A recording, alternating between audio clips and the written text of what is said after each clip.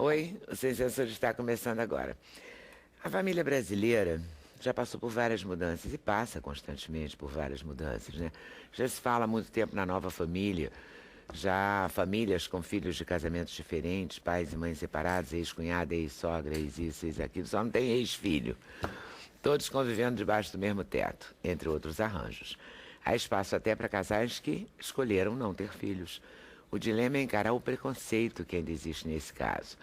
O jornalista e escritor Edson Fernandes e a psicóloga e pedagoga Margarete Moura Lacerda falam desse assunto no livro Sem Filhos por Opção. Eles explicam e defendem as razões para o casamento sem filhos. Já para quem tem os filhos como projeto de vida, o escritor Renato, me ajuda, Schmeckel. Preferi que fosse Schumacher. Mas é Schmeckel. Também dá dicas preciosas no livro Ao Meu Filho, onde ele trata de vários assuntos: sexo, drogas, amores, ilusões, educação, conselhos que Renato dedica ao próprio filho, conselhos que ele reuniu ao longo da vida e da profissão. O ator Paulo Matias Júnior da vida é um personagem apaixonado pelo trabalho e pelo sucesso a todo custo. Esse é o tema da peça O Cara. Paulo vive um marqueteiro que trabalha duro o dia todo, sempre, pelo poder e pela riqueza. Um espetáculo sobre a ética, o caráter e o consumismo. E vamos conversar com o judoca Rafael Silva, que acaba de conquistar um sucesso para poucos, a medalha de bronze nos Jogos Olímpicos de Londres. Ele é o primeiro brasileiro a conquistar uma medalha olímpica nos pesos pesados do judô. O Rafael tem 2 metros e 3 centímetros de altura, pesa 170 quilos, é um espetáculo. E trouxe a medalha. Para a realização desse programa, contamos com a participação de vocês, nossos debatedores fixos, por telefone, por fax, por e-mail ou pelo Twitter. Eu vou começar falando desse preconceito, dessa coisa estranha, assim, tem que ter filho, né? Mas também eu acho que é um preconceito meio que vai acompanhando a idade da gente, né? Assim, você cresce, já tem namorado, depois, né? Vai casar quando? Aí casa, quando é que vai ter filho? Não tem uma cobrança. Quando tem o primeiro, quando é que vem o segundo? Quando é que vem o segundo? Você vai ficar só nesse, né? Isso. Sei lá, é uma mania de se meter na vida alheia, né? Não é, porque devia ser normal a pessoa que quer ter filho, tem filho, não quer, não tem. Exatamente, não é? Depende do teu estilo de vida, não é? É do seu jeito, inclusive, pessoal, né? Isso. Assim, muitas pessoas, né, nos perguntavam, mas como, por que não? Eu e o Edson trabalhávamos bastante, viajávamos quase a semana inteira. E assim, e a gente respondia, é pelo excesso de cuidado. Eu não gostaria, nem ele, de ter um filho onde seria terceirizado, né? Ou em escolinha, ou com o avô, com os avós em geral, né? E as pessoas não entendiam, e aí ficava, mas isso não é egoísmo e tal. E aí vai esse tipo de preconceito. Pois mas será que também não é egoísmo você ter um filho já sabendo que não vai ter tempo para ele? Aí eu acho que sim. Eu acho egoísmo. Porque, assim, bom, eu quero defender que eu adoro ter filho. Exatamente, isso é legal. Que assim, a gente não coloca em absoluto algo assim, defendendo não tenham filhos. Na verdade, assim, saibam do passo que vocês estão dando. Então, se é para ter, pelo menos curta este filho, né? Tenha um tempo disponível, saiba, né, no geral, o quanto vai se gastar com este filho, não só no sentido de tempo, mas do seu também tempo, dos seus projetos pessoais, né? Quer dizer, como é que você vai administrar isso? Eu acho que assim, hoje no Brasil, né, esse livro, ele é inédito, porque a gente levantou uma série de pesquisas, Edson com certeza vai complementar, né? Mas assim, a grande ideia é, não tenha por impulso, né? Tenha pensado, tenha planejado. Eu acho que o brasileiro vai fazendo, às vezes, as coisas muito por impulso. E depois se arrependem, né? E aí fica aqueles conflitos e separações. E isso tudo, né, acaba impactando no futuro de crianças aí que viram adultos mais ou menos equilibrados, não é? E filho também não é a solução para a sua vida, né? Para o seu vazio. Não. Para a sua falta de assunto, para segurar marido. Não, né? Mas tem gente que ainda acredita nisso, viu, Lidão? Não é uma desculpa para um insucesso, né? A minha vida está um tédio, eu vou ter um filho. Não é isso. Não é? E aí é um absurdo, não é? Porque você... Aliás, nem filhos, nem cães, nem gatos, nenhum ser vivo, né? Porque, na verdade, toda vez que você tiver uma uma pessoa, sei lá, até um cãozinho, você tem que se dedicar a ele, né? Cuidar, exatamente. Você pode ter um cachorro, trancar em casa, sair de manhã, voltar de noite, dane-se, né? É egoísmo. É egoísmo. Né? É egoísmo. Ô, Edson, como é a história de vocês? Então, Vocês eu diria dois. assim, nós estamos casados há 8 anos e antes de nos conhecermos, nós já tínhamos decidido não ter filhos. Quando nos conhecemos, sentamos para que não houvesse arrependimento e discutimos o assunto. E aí, depois de um período, as pessoas nos perguntavam, por que vocês não têm filhos e tal? Deixa o DNA para o mundo, o herdeiro e tal. E uma amiga veio nos visitar e disse o seguinte, olha, vocês não querem escrever um livro com esse tema? Porque é um tema muito interessante, está sendo debatido e tal. Eu falei, vamos partir para uma pesquisa. Como não havia nenhum livro do gênero no Brasil, nós tivemos que levantar vários dados. Aí nós acabamos escrevendo esse livro, na verdade, tanto para quem tem filho como para quem não tem filhos. Porque eu acho que a decisão mais difícil na vida de uma pessoa é ela decidir ter ou não ter filhos. Eu acho que é a decisão mais importante. Por ser uma decisão importante, porque você está gerando uma vida ou não está gerando uma vida. Ela tem que ser pensada e ela tem que ser feita de forma consciente. Nos perguntam, tem que ter coragem para não ter filhos? Tem. Eu acho que tem que ter coragem para não ter e tem que ter consciência para ter. E a consciência significa o seguinte, há 200 anos atrás, quando o romantismo surgiu, e aí veio Rousseau através do iluminismo, e no século XIX a Revolução Industrial, o que aconteceu? A Europa precisava de jovens para trabalhar, não havia mão de obra suficiente. Né? Tem a autora francesa, importante também, discute esse assunto, né? Como não havia mão de obra, como é que nós vamos dar riqueza à nação? Vamos gerar filhos, esses filhos vão trabalhar, e aí o Estado vai ficar rico, e a moral cristã, ela vai se estabelecer. Isso foi importado para o Brasil. A própria colonização portuguesa pegou o modelo europeu e implantou aqui. Quando você tem a Segunda Guerra Mundial, em que a média de filhos era de 6, uma mulher tinha meia dúzia de filhos, 8 filhos, né?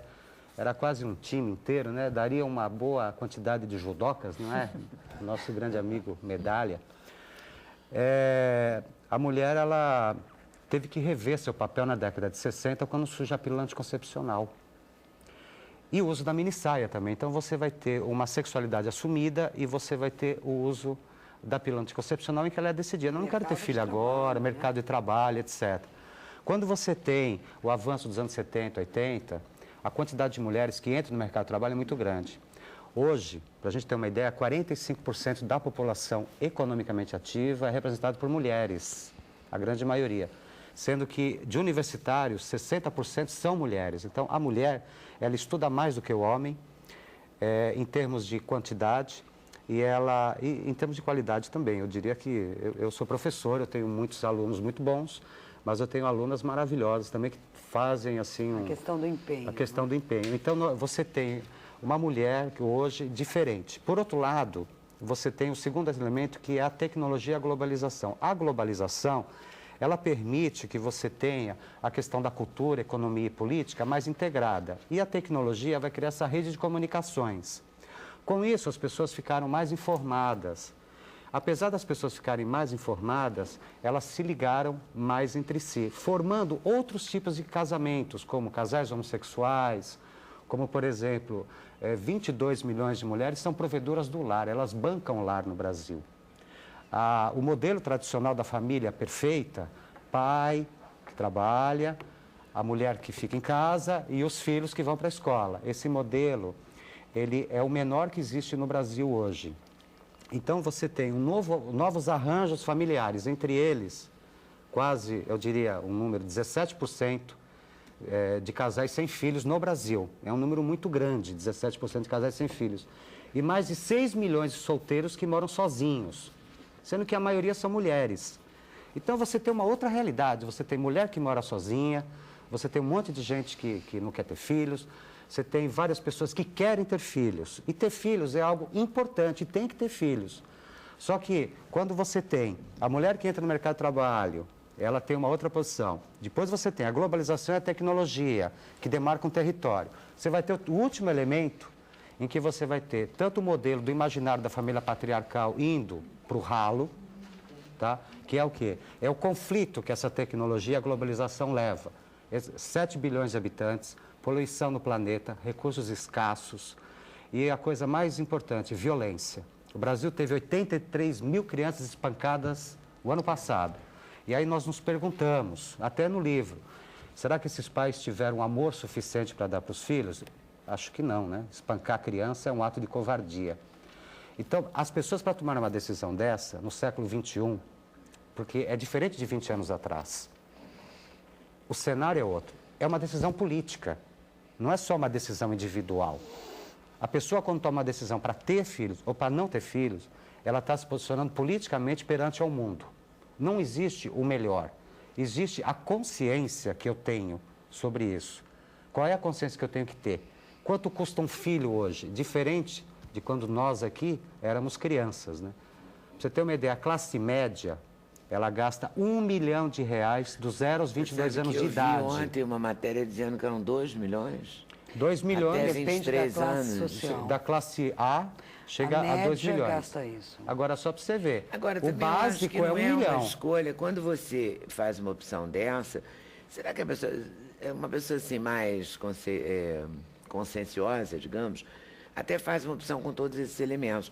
Mas a opção também tem um lado intuitivo, né? Você não nasceu para ser mãe, você não tem nenhuma afinidade com criança, você não gosta da ideia de renunciar, porque eu acho que é uma escolha individual e acho que ela passa por um equilíbrio pessoal também, né? Tem gente que não tem vocação para ser mãe, para quê? Vai forçar para depois afogar a criancinha, jogar no lixo, bater, na maltratar, nossa pesquisa, abandonar. A maioria que não queria ter filhos era por excesso de zelo, não por isto. A maioria que acaba judiando dessas 83, né, e tal, tem este perfil e acaba tendo por uma pressão, né, social. Não, ela não tem uma noção de que ela não seria. Por exemplo, nós conversamos uma vez com uma psicanalista Não, que ela não dizia... tem noção de que ela seria má. Que ela Isso que seria você quer má, dizer, exatamente. Mas ela não tem a intuição de que seria boa, quer dizer, ela não Também. tem o desejo.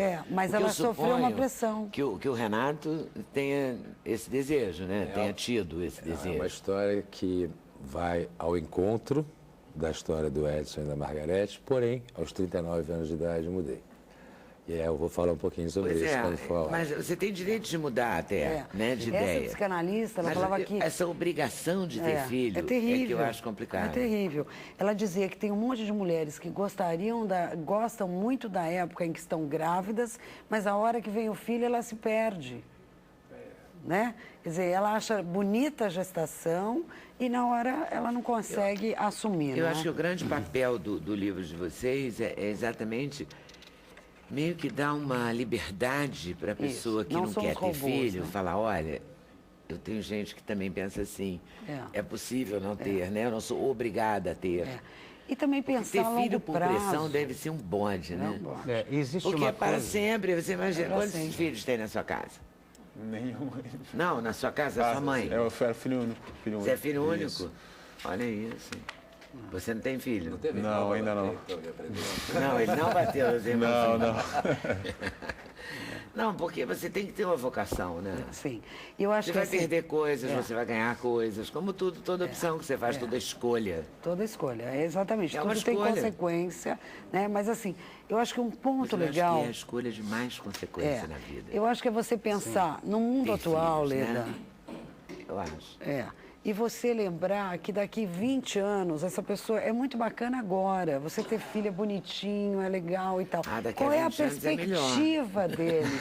Não sabemos, né? Assim, é diferente quando a gente era jovem, as perspectivas de esperanças. Hoje, você tem vários fatores que acabam trazendo aí um cenário perturbador no que diz respeito à esperança. Então, assim, se eu pensar, é bonitinho ter a minha cara do Edson, olhos azuis, que legal, mas e daqui 20, 25 anos? O que eu tenho, né? Quer dizer, enquanto violência, enquanto drogas, Os japoneses decidiram, basicamente, pelo filho único, por um motivo de financeiro.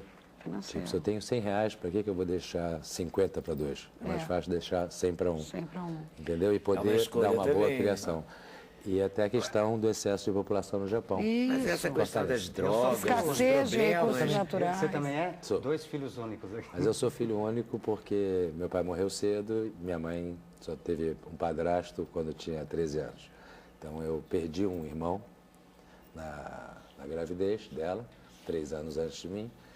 E quando ela me teve, 3 anos depois, meu pai morreu. Então, por isso que eu sou filho único. Você também é filho único? Não, tenho uma irmã. Tem uma irmã. Tenho uma irmã, E sua mãe lida bem com o fato de ter filhos, tal, gosta da Lida, ideia? não, é super tranquilo. Super mãe. Mãezona, super mãe, tá lá. A minha irmã agora vai ter filho, aí teve que ir pra casa dela agora, cuida. Me acusam disso também. É claro que eu não entendo, né? Por que me acusam de ser super mãe, mas... Mas você não acha que também não tem tanto racional? Eu acho que não tem tanto racional. Eu acho que dá uma aliviada nas pessoas que não querem ter filhos, né? Eu acho legal soltar isso. Falar, Isso, que olha, podem ser felizes você pode não também, ter, você pode ser não feliz é? sem filho. Com certeza. Né? É isso que a gente Filho defende. é para sempre. É, agora, essa questão assim, você não vai ter problema com as drogas. Você não tem necessariamente problema com as drogas, né? Tendo Agora, filho. Leda, tem um dado aí que Eu assim... tenho. Culturalmente, Leda, existe uma... Eu sou mãe de filho único, mas é a única coisa que eu me arrependo na vida. De ter tido um. Só. Quantos anos tem? Quantos anos tem? 29. Tá, mas olha a Mas eu devia ter perspectiva. tido mais uns 2, eu acho, que eu segurava a onda. Mas eu não sabia se eu segurava tão bem quanto eu achava que eu segurava de um, Mas entendeu? frente a esse cenário atual, Leda, você teria hoje, frente ao se eu cenário... tivesse 30 a anos, perspectiva eu que teria. tem, teria mesmo teria assim? mais de um.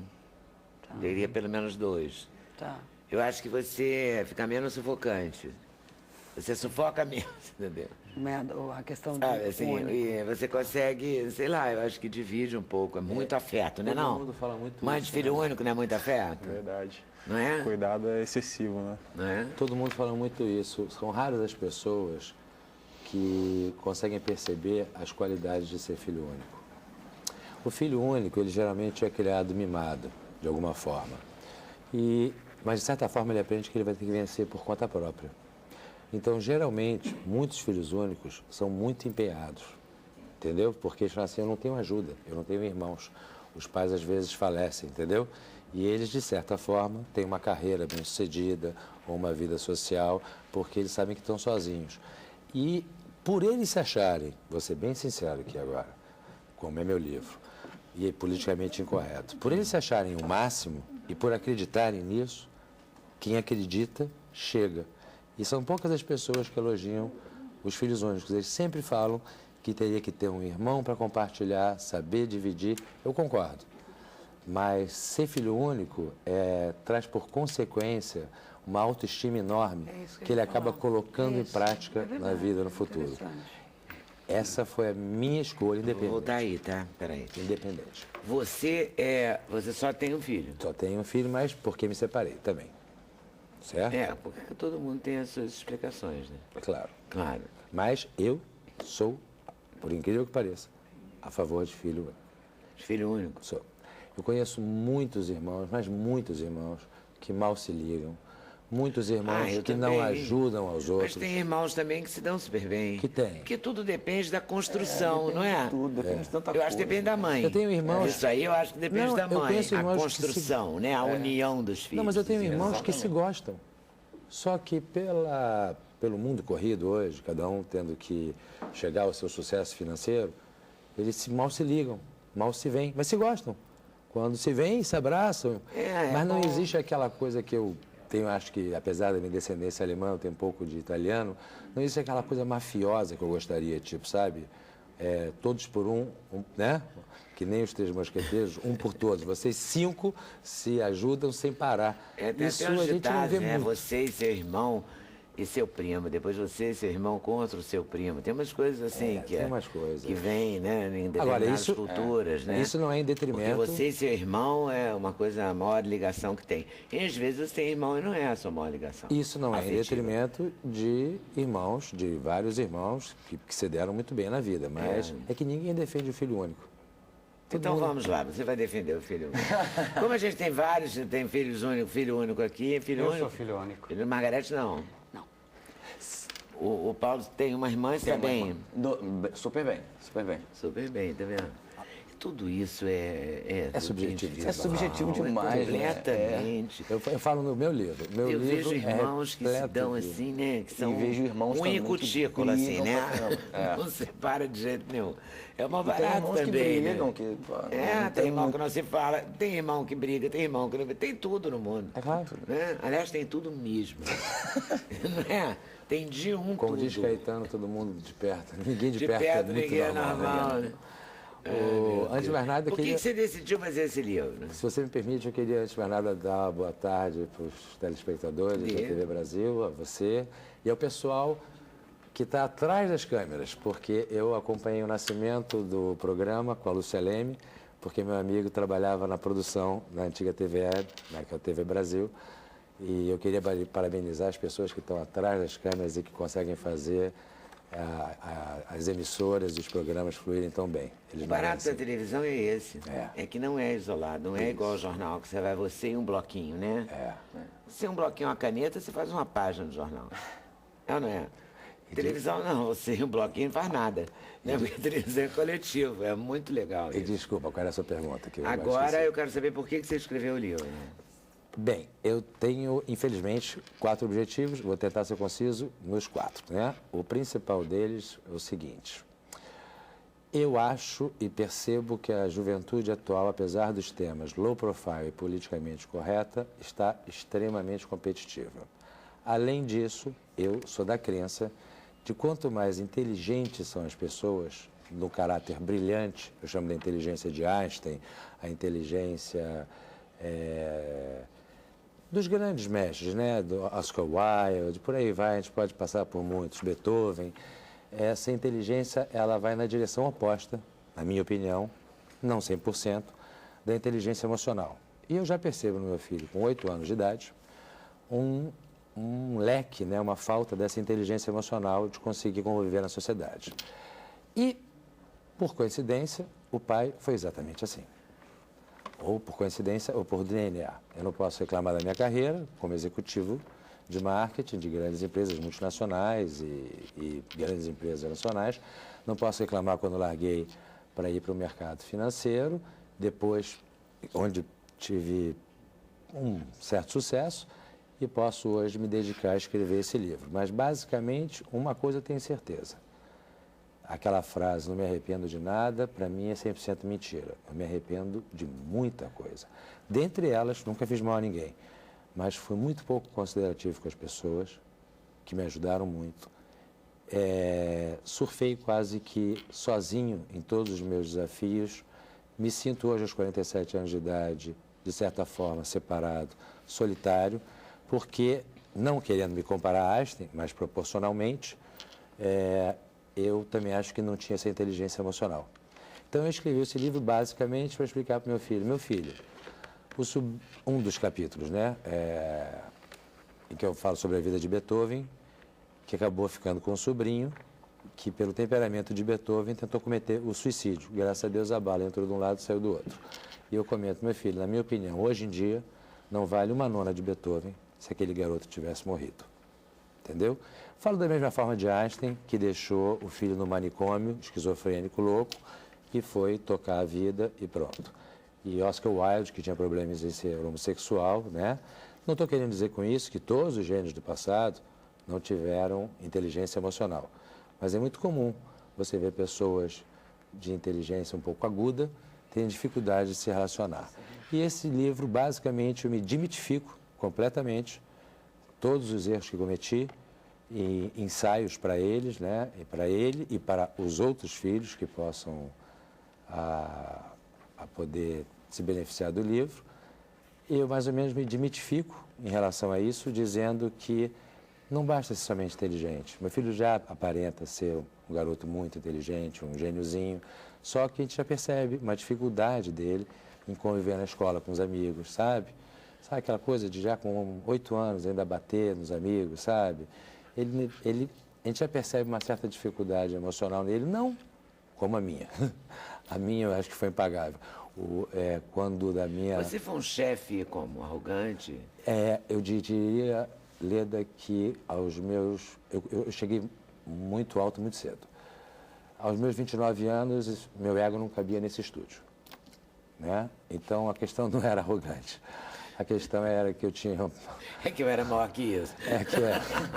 É que eu... Não, eu sem ser falso humilde, eu tinha um raciocínio muito rápido e não dava tempo a muitas pessoas de explorarem seu tema. Então, eu entrava na reunião, vou dar um exemplo. Quando trabalhava na Coca-Cola como gerente de marketing, a agência entrava, eu reprovava a campanha, eles falavam assim, vamos trazer o diretor de criação. Eu respondia, tragam a agência inteira, porque vão entrar mudos e sair calados. E assim era, porque eu tinha o dom para o marketing. Só que eu percebi que eu comecei a desenvolver o dom para ser um ególatra, né? O dom para ser uma pessoa que se achava, né?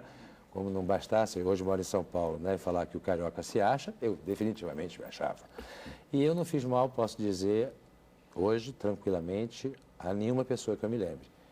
Mas devia ter sido muito mais considerativo com as pessoas que me ajudaram. Devia não ter deixado nas entrelinhas, como muitas vezes deixei, de que o raciocínio delas era lento. Deu para entender? Deu. Então, eu passo para o meu filho exatamente isso. Eu falo, filho, a tua inteligência brilhante já está aqui na tua mão. Todo mundo tem um talento. Desculpa só um segundo, Margarete. Todo mundo tem um talento. Esse talento é nato. Agora, que tal você tentar desenvolver a inteligência emocional? Sabe? Surfar nas vias da vida. Ninguém quer escutar as tuas bravatas. Ninguém quer escutar os teus sucessos. Aprenda a escutar os outros. Aprenda a ser amigo. E eu falo sobre muitas coisas aí. Na verdade, aprenda a contracenar. Mas eu falo um pouco mais do que isso. Por exemplo, tem um capítulo, desculpa, Margarete, 2 segundos só. Tem um capítulo que eu falo do escorpião e da tartaruga, né? Que o escorpião o livro tem sempre uma citação e uma parábola no final. Eu estou vendo aqui uma então, do ancião. Tem uma parábola, aquela parábola que acho que muita gente conhece, que o escorpião pede carona para a tartaruga no rio, e a tartaruga fala assim, mas você vai me matar? Aí ela falou assim, e o escorpião fala, claro que não, você vai me ajudar a atravessar o rio. E quando chega, então tá bem, pode subir. Quando chega no final do rio, o escorpião pica a tartaruga. E ela pergunta, por que você fez isso? Eu não sei, é visceral do meu ser. E eu tento explicar para o meu filho que no futuro ele não se frustre tanto com as pessoas, por 2 motivos. Porque o ser humano, como animal, tem as suas coisas viscerais, das quais ele não consegue abrir mão. Então não se frustre porque ele não é seu espelho, ele não é Narciso. E ponto 2, você só se frustra com quem você tem expectativa. Jamais você vai se frustrar com o porteiro se você não fala com ele. Você vai se sentir frustrado, triste, com aquele amigo no qual você colocou expectativas e que por um acaso não te retornou as expectativas. Mas antes de cortá-lo, de uma vez, tente entendê-lo, né? E o livro é basicamente sobre isso, em vários ensaios. A sua consciência veio a partir do momento que você teve o filho ou antes ele começou? Não, então aí aconteceu o seguinte, eu até os 39 anos de idade, por ter sido bem sucedido, consegui viajar muito, a Europa inteira, esquiar, gostava muito, mergulhar. Eu e minha esposa tivemos ex-esposa, né? Tivemos uma vida muito boa. Só que o relógio biológico, para quem acredita no gene, né? na genética, acima de tudo, bateu muito forte nela aos 34 anos, aos 32, eu estava com 39, alguma coisa assim, tem 7 anos de diferença, né? 33 para 39. E ela me pediu um filho, porque eu tinha meus métodos anticoncepcionais de não ter um filho, né? Não se extrair um filho de mim. Ela pediu. Ela falou assim, Renato, eu quero muito ter um filho. E ela era muito regrada, e eu pensei, poxa, ela foi tão legal comigo, e durante tantos esses anos em que eu acho que ela me deu muito mais do que eu dei para ela, que ela merece. E dei o filho para ela. E aí? Quando eu mostrei o filho para a família dela, porque a minha quase não tinha ninguém, né? Não tenho pai, não tenho irmão, são primos longe, distantes, não tenho tios, né? Sou basicamente eu. E quando eu mostrei para a família dela, e depois deixei ele para Pablo, que se chama, Pablo Pérez Schmecker, deixei ele para as enfermeiras fazerem os últimos arranjos ali, levar para o berçário, eu fui trocar quando você fica no berçário, te colocam. Eu chorei, Leda, como eu nunca chorei na minha vida, como eu nunca chorei pela morte da minha mãe. Meu caso tem um agravante. Pela perda da mãe aos 3, do pai aos 3 e da mãe aos 19, talvez eu tenha projetado e projete hoje no meu filho mais do que se deveria. partindo da premissa de que a gente cria eles para o mundo, né? E ele já não quer muito beijo de mim. Mas aquela máxima, filho, porque tê-los, se não tê-los, como sabê-los, né? Eu usava muito quando garoto. Eu perguntava para os meus amigos, eu falava assim, se vocês não tivessem tido a emoção de ter um filho, vocês seriam capazes de dizer que era melhor ter um filho mais tarde, já que vocês estão com 20 anos?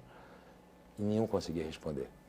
Eles falaram assim, Renato, sem dúvida é um trabalho monstruoso para a idade que a gente tem, mas a gente não consegue responder que seria melhor ter mais tarde. Porque depois que ele vem, o amor que se tem por ele, no meu caso, me dá a sensação de que o motivo da minha existência foi colocar ele no mundo. Eu queria voltar um pouquinho. À vontade, né? Você é dona do programa. Na história, na sua história. Porque aí você fica sozinho aos 19 anos. Aos 19 eu fico sozinho. Eu tinha uma avó e um avô. Mas com quem você não tinha muita afinidade ou Não, tinha? eu tinha, mas que eram bem mais velhos, né? Meu avô morreu e minha avó está viva até hoje, mas senil já. E eu fui morar com eles, porque a gente morava no mesmo prédio. Eles moravam na cobertura e eu no segundo andar. Fui morar com eles durante 3, 4 anos e depois aluguei um apartamento na Barra. Pois é, depois você foi fazer... você só tinha você mesmo, né? Mas desde os 19 eu já comecei a estagiar numa grande agência de publicidade, que foi muito engraçado, me chamavam de Renato Ioiô, porque eu trabalhava na agência, aí o cliente me chamava para contratar para trabalhar com ele. Aí depois a agência me chamava de volta para trabalhar com ela. E depois, mas sempre atendendo o mesmo cliente, né? Que é um refrigerante muito famoso. Mas o seu barato só podia ser você mesmo também, né? Talvez. Talvez. Mas eu acho que, sem dúvida, independente disso, Leda, a rapidez de raciocínio, porque eu acho que todo mundo tem um talento nato, né? Você, por acaso, jornalista. Todo mundo tem um talento. Eu acho que, como eu tinha o talento nato, a rapidez para avaliar uma campanha publicitária e direcionar a promoções, propaganda, merchandising e tudo mais, discutindo com pessoas de alto gabarito, como Fábio Fernandes, grandes, sabe, publicitários, Nizam e outros, entendeu? E eu tinha uma facilidade muito grande para isso. Isso foi alimentando o meu ego, né? Ou talvez algum vazio que existisse pela perda dos pais.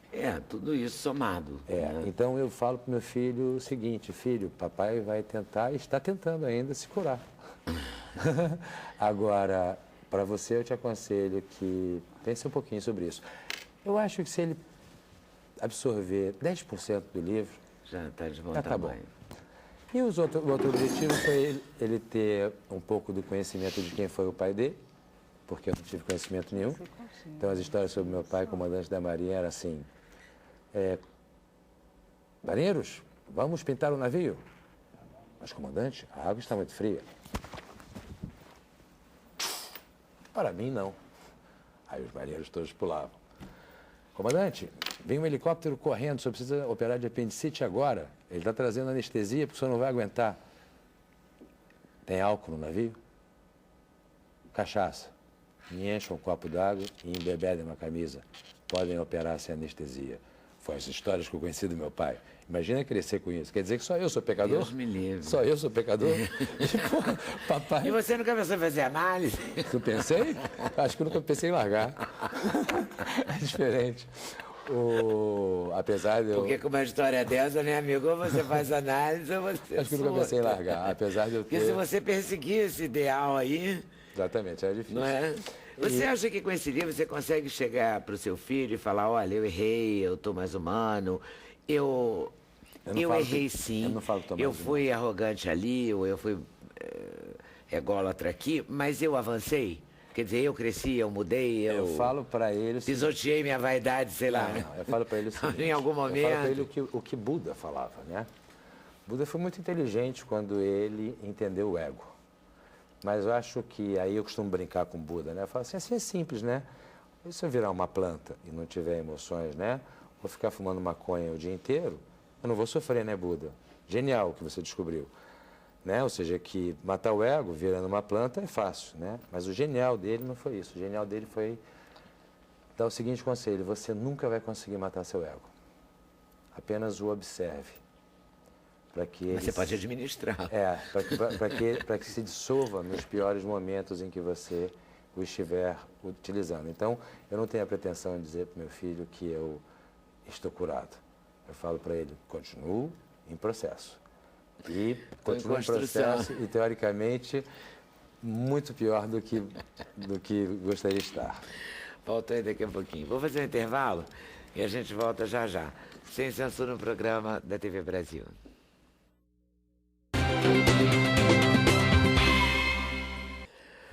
Ai, ai. Vamos conversar aqui um pouco com esse rapaz que estourou a boca do balão, né, gente? O cara, de repente, vem com a medalha primeiro brasileiro a conquistar a medalha olímpica nos pesos pesados, né? Categoria Você não só tinha fala isso, é? uma tradição. Fala sério. O Brasil não tinha uma tradição nos Jogos Olímpicos com peso pesado. Eu fiquei muito feliz de ter conquistado essa primeira medalha para o pesado. Eu acho que vai dar um ânimo a mais aí para os gordinhos de todo o Brasil para treinar judô. Isso mesmo, eu dou força. Não sei porquê, mas eu dou força. Essa consolidação aí na categoria no Brasil, que é uma categoria que sempre tiveram atletas que chegaram perto da medalha, mas não conseguiram conquistar. Me diz uma coisa, Rafael, como é a sua história? Você é paranaense?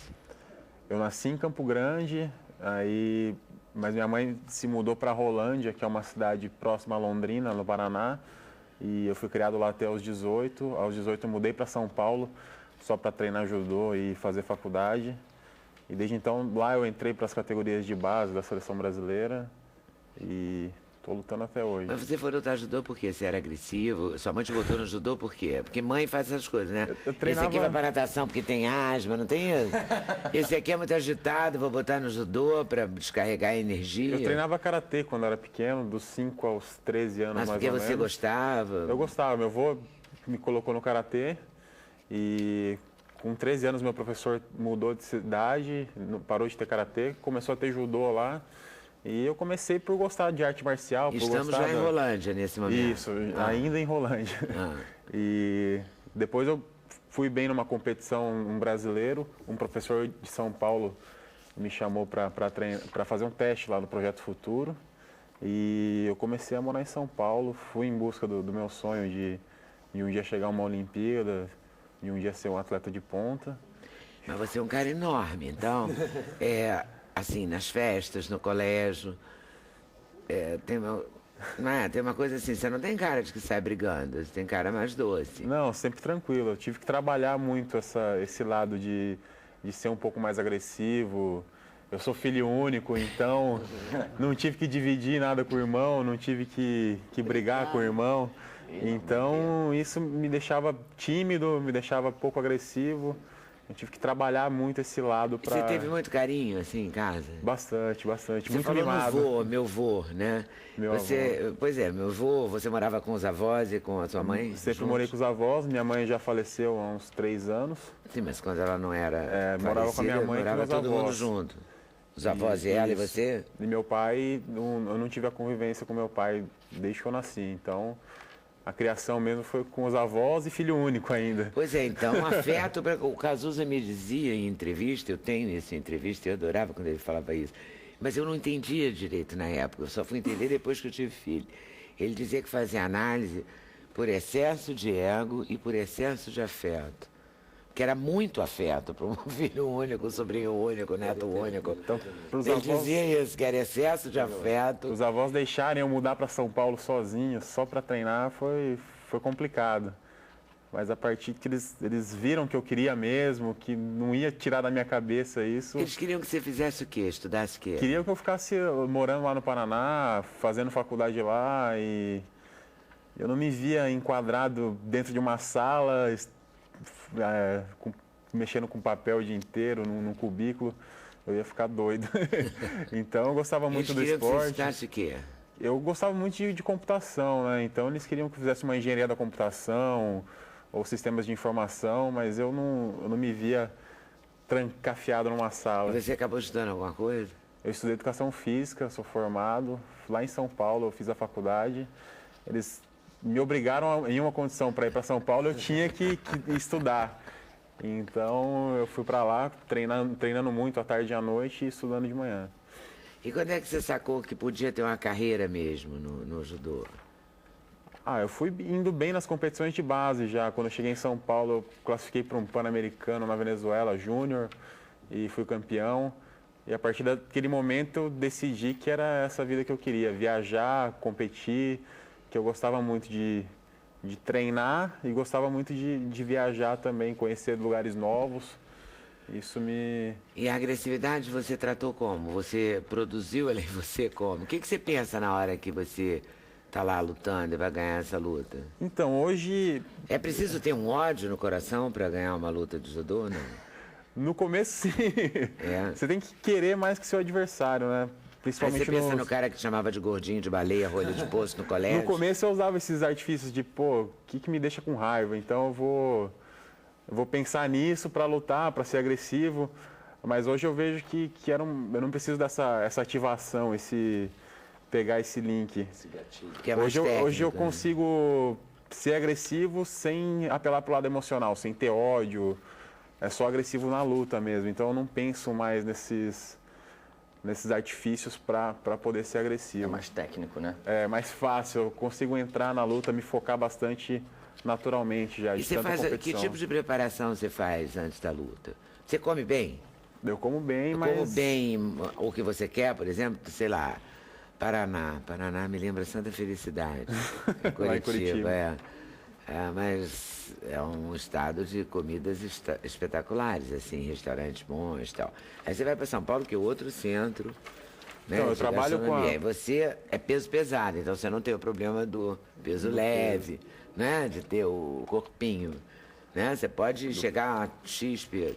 Aí você tem uma alimentação tipo atleta, assim, arroz, feijão, carne, legume, verdura, fruta, ou não? Eu sou acompanhado pela nutricionista da Confederação Brasileira e a gente tem uma dieta, não é tão restritiva igual dos ligeiros, que eles comem menos, mas eu faço uma ingestão só de coisas boas, porque é como um carro, né? Se você coloca combustível adulterado, ele não vai funcionar bem. Então eu faço a ingestão faço uma alimentação boa, tenho uma suplementação. Então eu não posso comer de tudo, mas eu como numa quantidade maior do que os mais leves. E quando você está de férias, o que você come que você não poderia comer durante a vida, o ano todo?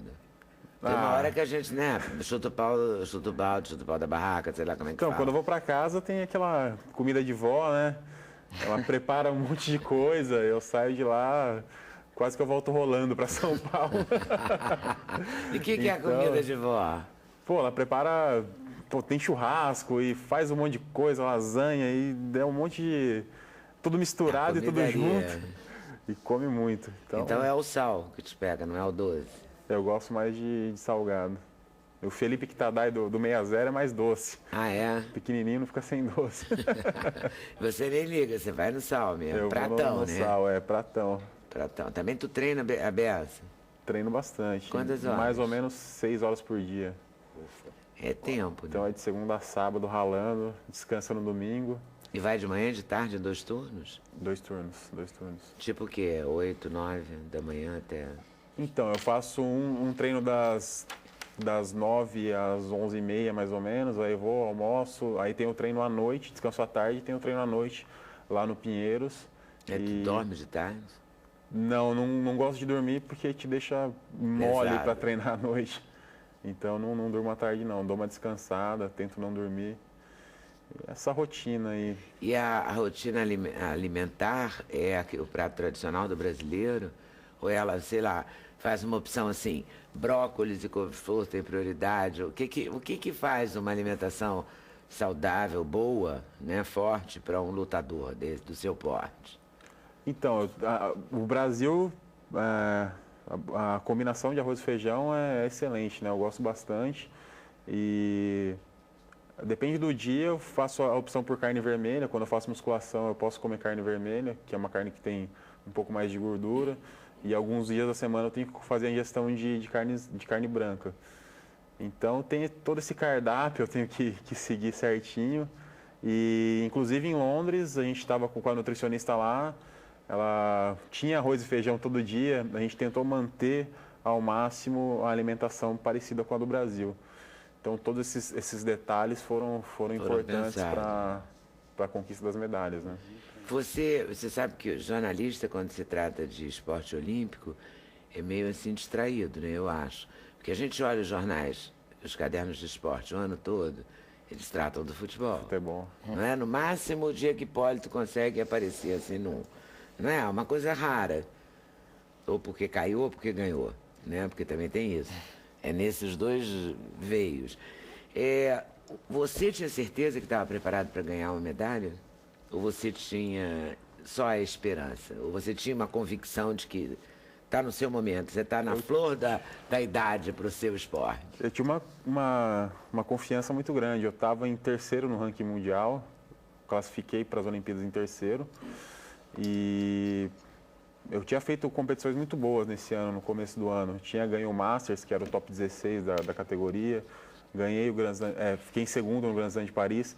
Então, essas competições me deram muita confiança para realmente almejar uma medalha olímpica.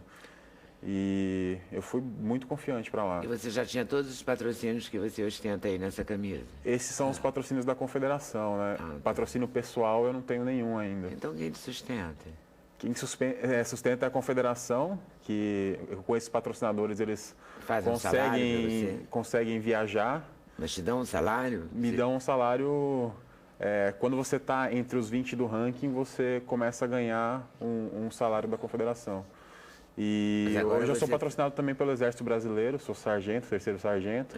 Fiz algumas competições militares e o Clube Pinheiros também, que me dá o suporte, que me ajuda a viajar também para conseguir esses pontos, para ranquear, para ter o direito à vaga olímpica. E agora você está em que ponto no ranking? Eu estou em terceiro ainda, porque o alemão que está em segundo ficou em terceiro também nas Olimpíadas. Então não mudou muito essa classificação. E o que mudou na sua cabeça na hora que você... Nossa, é pesado, né? Como é que não teve um que foi tomar banho e quebrou essa medalha? É o Felipe Kitadai, o dos 60 quilos. Ele fez Como é que ele conseguiu isso? Ele fez uma promessa que ele só ia tirar a medalha quando chegasse no Brasil. Então ele estava tomando banho com a medalha na boca, escorregou e caiu, quebrou essa parte que encaixa o... Aqui, né? Esse pedacinho. Encaixa a fita. Temos que trazer o Felipe aqui, porque ele é um recordista também, né? Ninguém quebra essa medalha. Ele é um mestre. Já pesa, né? Você já pesou para ver? Não sei, mas é a edição, que está mais pesada, a medalha. Ela é muito pesada, ela é muito bonita, ela foi muito merecida, né? Você ganhou de quê? De um coreano? A disputa de terceiro foi com um coreano. Sempre é um coreano. Eles são Deve bons dar um lutadores. prazer incrível, né? Nossa, a sensação quando termina a luta, parece que saiu uma tonelada das suas costas. Não passa um filme na sua cabeça, porque você só está muito feliz, é felicidade pura. Você fez o quê? Ligou para sua avó imediatamente? Porque quando você ganha medalha, você não é mais dono da sua vida. O povo sai te arrastando para fazer entrevista, e depois você vai para o doping, e à noite tem outra coisa para fazer, no outro dia entrevista, aí que você volta para o Brasil. Eu consegui ligar nesse meio tempo aí para minha família, mas foi um tempão depois. Devem ter ficado, né, orgulhosíssimos. Nossa, muito felizes. O pessoal me achou minha família lá em Rolândia e apareceram na mídia, entrevista em rádio, foi bem engraçado. E eles gostaram dessa fama, assim? Bastante. O pessoal da cidade acompanhou muito, lá é uma cidade pequena, tem menos de 100 mil habitantes, então eles acompanharam todo o processo da conquista da vaga, estava todo mundo torcendo. Quando eu voltei lá, teve desfile em carro de bombeiro. Aí, Rolândia parou pra te receber. Fizeram uma festa lá. E é muito legal receber esse carinho do público que torceu muito por você, poder partilhar um pouco, receber isso de perto. A gente não tem muita noção quando está lá em Londres, né, do que está acontecendo no Brasil. Então a medalha olímpica tem uma dimensão incrível. E agora como é que vai ser? E agora, José, para onde? Como diria o poeta. Como é que vai ser? Tem várias competições no... Agora todo o projeto vai para 2016. Além dos treinos que eu falo assim, você vai, claro, 2016 é teu foco, né? 2016 é o foco, tenho ainda muita água, muita competição até chegar em 2016. Tem que lutar outra vez pelo ranking? Tem que continuar na batalha do ranking. Mas se você tiver praticamente no zero. Se você se mantiver em terceiro, não mantém isso. Tem que fazer outro ranking, É que conquistar vai outras caindo a coisas. pontuação, né? Você tem que defender o título, né, das competições que você já ganhou. E se você não ganha a competição de novo, vai caindo os pontos, né? É parecido com o ranking de tênis.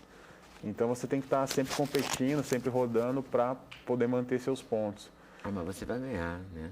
Espero, vou treinar bastante para isso, muito E focado. você é focado, assim? Bastante, bastante. Casou, a gente não? tava, acho que o Paulo vai falar desse workaholic. Eu acho que eu sou um workaholic com treino, eu gosto de treinar muito e é sacrificante a vida de um atleta, né? Família, namorada, eles têm que sofrer um pouco porque a gente treina muito. Tá E sempre... você tem uma namorada? Tem uma namorada, tá em São Paulo. E ela luta também, não? Ela lutava, parou e agora ela Lutava o quê? lutava judô também, Judô também. lá do Paraná, ela treinava lá. Ah, ela é do Paraná também? Isso, tá morando comigo. Muito leite hoje. quente, hein? Londrinense. É bom isso. Né? Isso, é legal. Não é uma coisa E é bom assim. que ela teve essa vivência de competição, É, é da mais tua fácil terra também te entende para bem. compreender assim, a vida do atleta, que é muito corrida.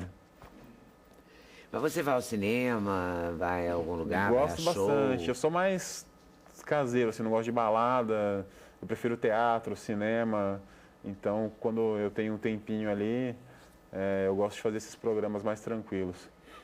Dar uma relaxada, uma Mas desligada. precisa relaxar de algum jeito, né? Com certeza, né? Ficar pensando só em judô todo dia. Porque o jogador de futebol, quando ele está de folga, ele joga futevôlei.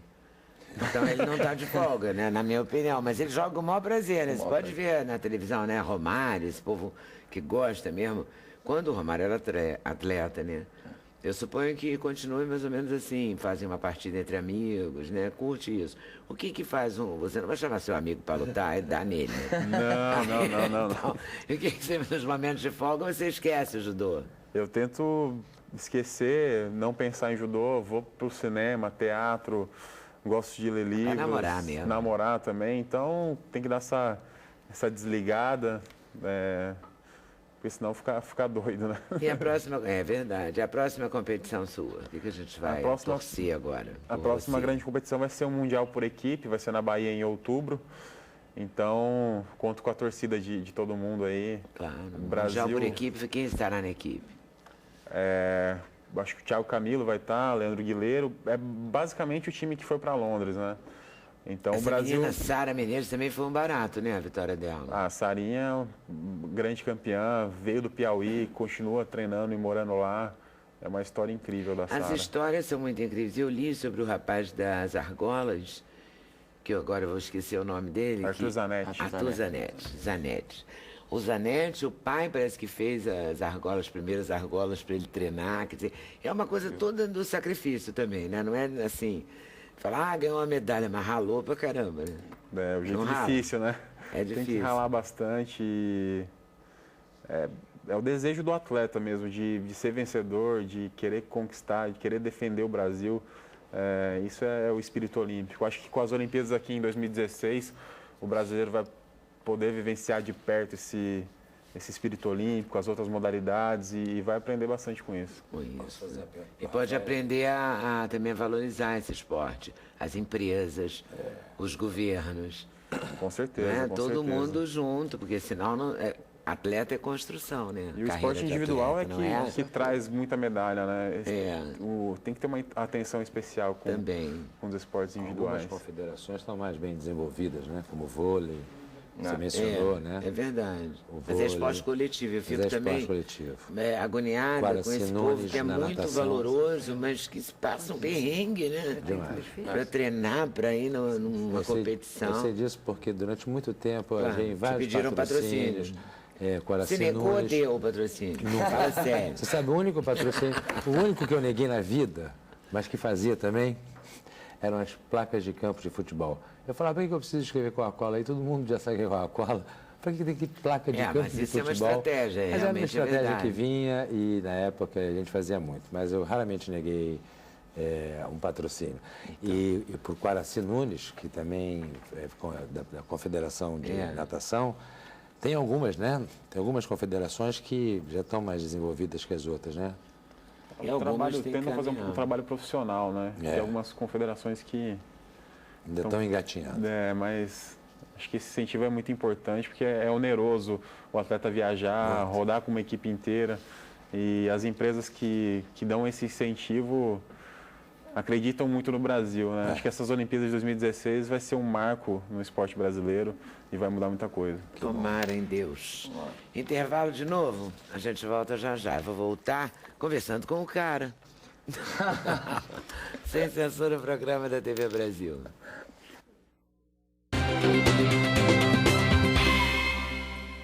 Eu vou falar aqui com o cara.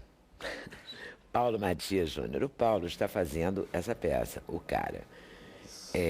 Que é a vida de um marqueteiro que trabalha sem parar, né? Isso. Que é fanático pelo trabalho, só pensa nisso, no sucesso, no dinheiro, no poder. Né? Porque ele tem um objetivo também, né? Qual o objetivo? Chegar aos 30 anos de idade e estar entre os 10 homens mais ricos e poderosos do mundo. Ele quer isso. A gente... É complicado. É complicado. Bom, é um objetivo, sem dúvida, um objetivão, né? Exatamente, é o super objetivo dele, é esse. E aí, com isso, ele acha que ele não pode tirar folga. Ele não se permite tirar folga e tirar férias em nenhum momento. Ele acha que fugindo dali do trabalho, ele perdeu tempo, entendeu? Então ele fica focado, os amigos, ele tem um amigo que chama ele sempre para sair, ele não dá agora, eu preciso focar no trabalho. E quando ele visa alguma possibilidade de trabalho para ele, ele vai, porque ele trabalha com marketing, propaganda e tal. A gente até fala sobre algumas propagandas e tal. E ele começa quando ele vê uma oportunidade, e já começa a cavucar. Você acha que é pelo poder ou pelo dinheiro? Ou pela fama? O que fascina mais ele? Isso, e são essas três coisas a gente aborda na peça. Meio que caminham juntas. Caminham juntas e eu acho que a plateia que escolhe mais ou menos por que caminho que ela quer ver aquilo dali. Porque assim, a fama ele não gosta muito, ele é muito reservado, ele não gosta disso. Atrapalha o poder. Atrapalha o poder, mas ele sabe que chega num determinado momento, ele sabe que é importante. Ele usa isso a favor dele. Ele vai precisar ali Exatamente. de um ajuste nessa imagem. Exatamente. Ele começa a cuidar da imagem dele. Mas tudo focado, pensado no sucesso. Pensado para o sucesso, sempre. Assim, ele acontece uma coisa com ele, logo no início, que isso eu posso falar, que ele porque é uma fantasia, né, na verdade, assim, a peça. A peça foi escrita por quem? Miguel Thierry. Miguel Thierry. Foi uma criação coletiva, mas o texto é dele, assim, aquela colaboração que o ator dá de... É um caco aqui, outro ali. Exatamente. A substância dele. Exatamente, porque o texto não estava escrito, né? A gente começou essa peça com uma ideia só. E aí depois é que veio essa coisa do consumismo todo, porque a gente está numa sociedade muito consumista. Hoje em dia, todo mundo quer ter coisas, que a gente é cobrado para ter aquele smartphone que faz assim, touch e não sei o que, sabe? A sociedade... Tem umas regras, Tem umas regras que é de consumo, exatamente. Você é cobrado diariamente. Diariamente, não, e até pelos comerciais na televisão. É isso, né? Até pela tribo que você frequenta, né? Daí vem a bolsa, vem a marca, não é? Exatamente. As etiquetas, as grifes. Adam Smith criou Nike. No dia que ele tirou o povo para trabalhar nas fábricas de óculos, ele criou Nike. E aí criou o capitalismo. Mas é isso. E eu começo a peça perguntando para a plateia, falando sobre comerciais antigos, que lembra de música e tal. E eu começo perguntando qual é o seu sonho de consumo. Ou o que você não resiste comprar, que você sempre que vê compra. Porque a gente é muito movido a isso, né? Às vezes a gente compra e nem sabe por quê. Teve uma mulher uma vez que falou assim, eu compro caixa. Eu falei, caixa? Às vezes eu nem sei pra quê, mas ela compra. As pessoas têm muita compulsão assim em comprar. Isso é uma coisa que a gente não... Quer dizer, a gente controla porque a gente é racional, né? Para isso que a gente pensa, né? Eu preciso disso mesmo. Claro, né? Exatamente. Vai olhar um negócio lindo, mas eu preciso mesmo, tenho certeza. Né? Eu não sou consumista, eu também penso um pouco assim. Eu me controlo com esse argumento também, quer dizer, eu converso comigo, né?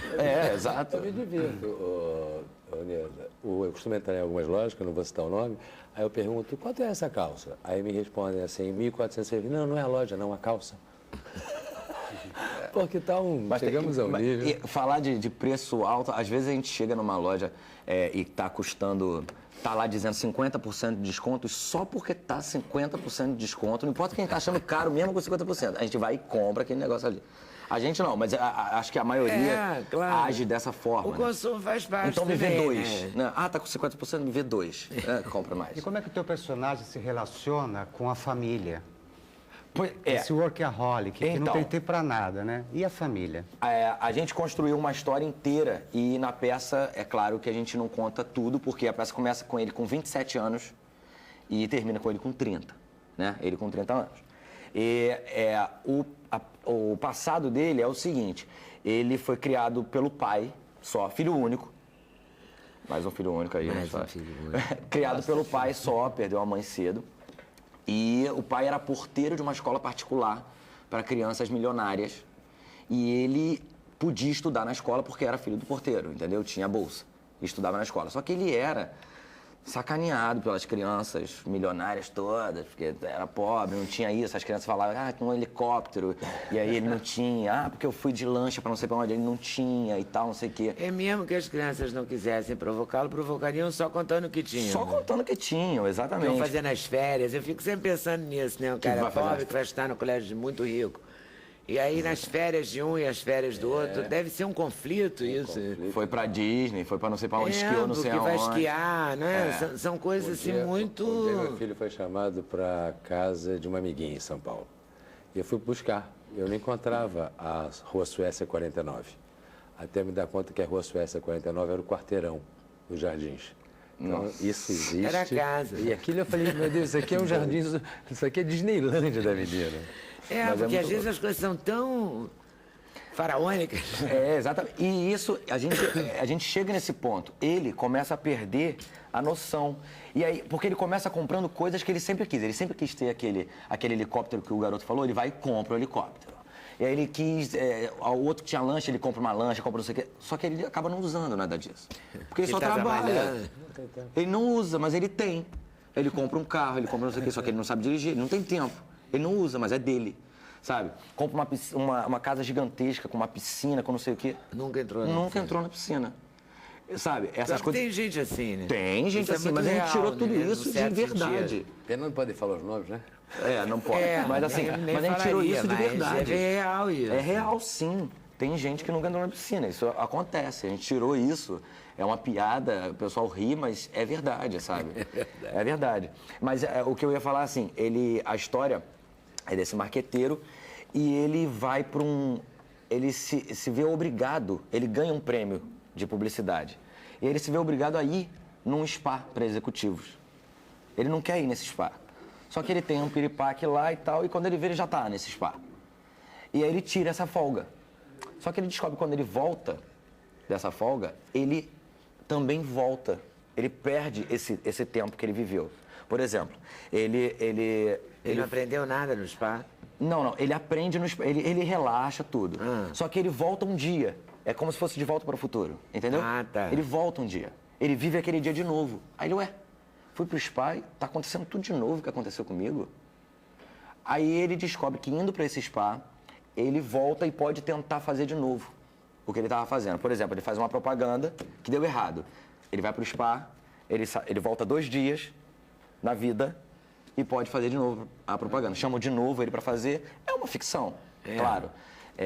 Mas Você faz só ele, o cara, ou você faz vários personagens? Então, sou eu sozinho em cena, mas são vários personagens. São 10 pessoas contracenando, acho que são 10 personagens, 8 personagens. Você me matou. Hã? Você me matou. Eu ia te fazer uma pergunta. Eu tenho uma reunião com uma dramaturga, de uma ideia de uma peça, com um ator para fazer 6 personagens. Você faz 10.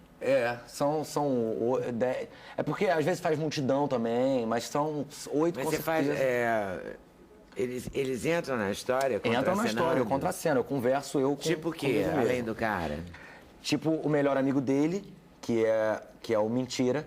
O apelido do cara é Mentira, porque tem perna curta. Aí a gente vai pro lado também da comédia. A peça pra é rir, super né? comédia, tá? É assim, é engraçado. Dá uns toques, mas é pra rir. Dá uns toques, mas é pra rir. Então tem a vizinha, que toca na campainha, sempre que ele tá querendo fazer um trabalho, a vizinha toca lá, oi, dá licença, tudo bem com você? Não sei o que. Ele, não, olha só, não vou poder falar com você, desculpa, eu tô...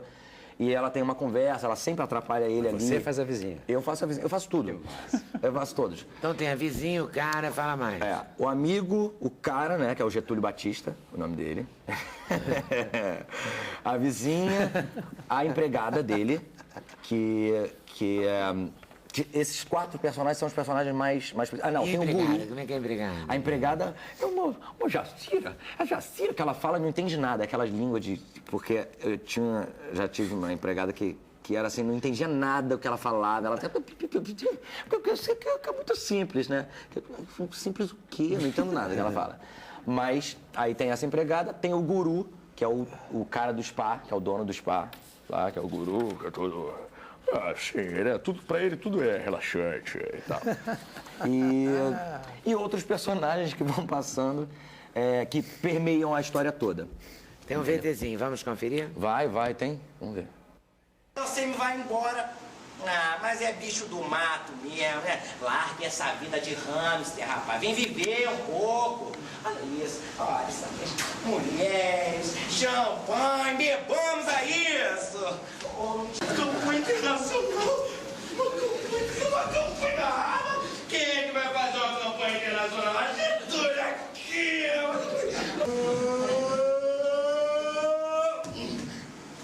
Ah, não. Hoje não.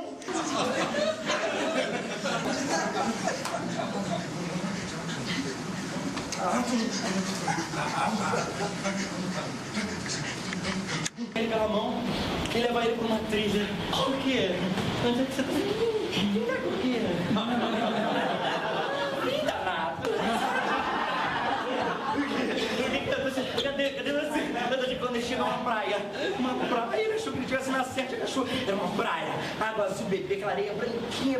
Quando ele vê, vem vindo correndo ao longe, a equipe de cheerleaders da Suécia, nuas, ele não resiste.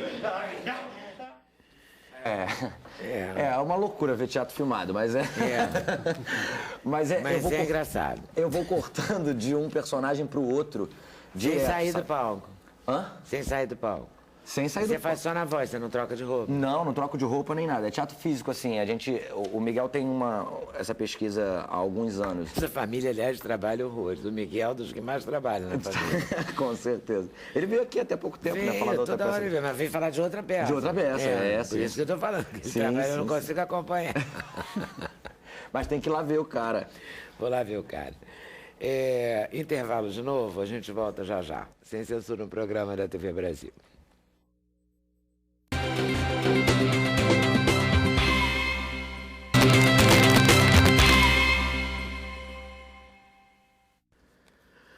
Então, nesse bloco, a gente vai falar rapidamente com todo mundo. Queria levantar uma questão que a Gilda Azevedo, de São Paulo, levantou aqui por e-mail, dizendo que uma questão que ela considera importante de fundo nessa discussão sobre não ter filhos é olhar para a maternidade como uma coisa natural da mulher, ou seja, toda mulher nasceu para a maternidade. Ela entende que o preconceito dos sem filho passa primeiro pelo preconceito em relação à mulher que não precisa da maternidade para ser feliz. Difícil para algumas pessoas entenderem isso, infelizmente, mas essas pessoas ainda veem essas mulheres como tendo problemas. Não sei se esse viés foi abordado pelo casal no livro. Foi? Foi. Com certeza sim. Inclusive, assim, você tem duas correntes. A que defende que a maternidade e paternidade é instintiva e a outra que é cultural. Nós defendemos que ela é cultural. O instinto que você tem é do amor. Amor é uma coisa que nasce dentro de você e que é uma dádiva. E cada um tem o potencial dentro do coração. A Madre Teresa de Calcutá foi a maior missionária do século XX. Ela nunca engravidou. Mas os filhos, para ela, estavam no mundo. Não pode-se dizer que essa mulher não soube amar. Fernando Pessoa nunca teve filhos, foi o maior poeta da língua portuguesa. Não pode-se dizer que ele não soube amar as palavras e amar o homem com sua poesia. O ser humano, O ser humano. Então, o que nós precisamos dizer é o seguinte, o instinto, nós temos alguns instintos. O de pai e mãe são papéis sociais, é uma corrente que nós seguimos, inclusive baseada na Elizabeth Bantider, que é uma grande filósofa da França, e tem alguns filósofos aqui do Brasil que defendem isso. Quando nós falamos isso, o que nós colocamos? Simplesmente que as pessoas elas têm o direito delas decidirem suas vidas e que nós não somos robôs, entende? Nós somos seres livres. Temos direito à escolha. Ainda bem, né? Por enquanto ainda temos, né? Espero que isso perdure. Por favor. Por favor, também. Era o que faltava, Era né? só Perder o isso, né? direito à escolha, não. A questão de poder ser feliz, né? Você ter todas as decisões, busque uma consciência para ser feliz. Né? E fazer feliz aos outros. Né? Citou pessoa, desculpa, eu não consigo. Desculpa, não Você citou pessoa, eu não O consigo. Fernando Pessoa? Não consegue o quê? Vi uma criança ao fim da estrada, chorando. Dela larguei para vir ser quem eu sou. E hoje, vendo que nada sou, desesperadamente a procuro, para ver para onde vou e quem serei. É que o único mistério das coisas é que as coisas não têm mistério nenhum. Exatamente. Somos todos aquela criança no final da estrada.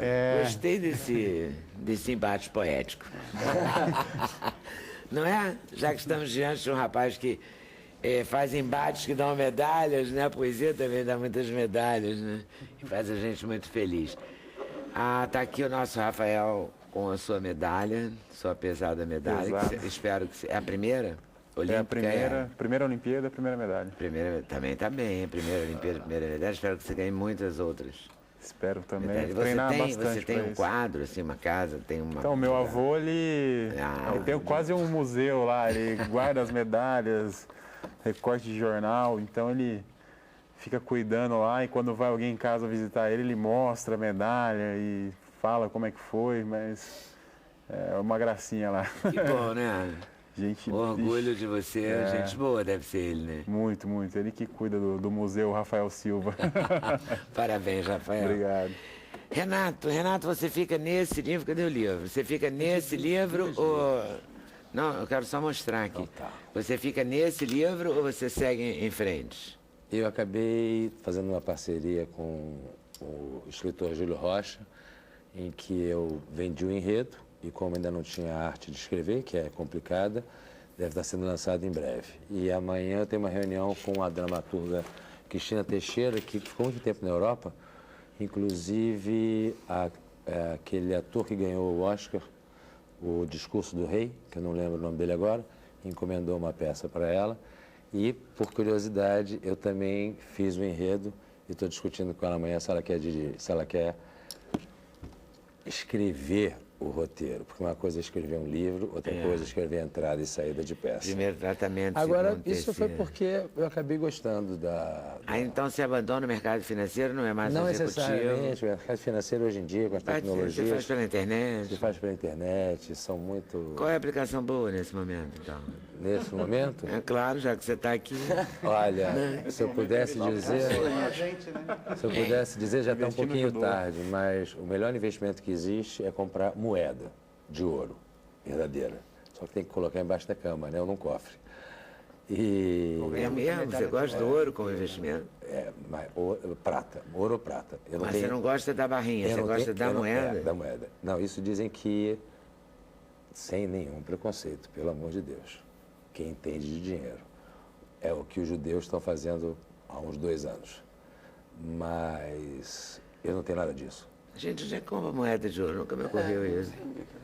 Também não sei.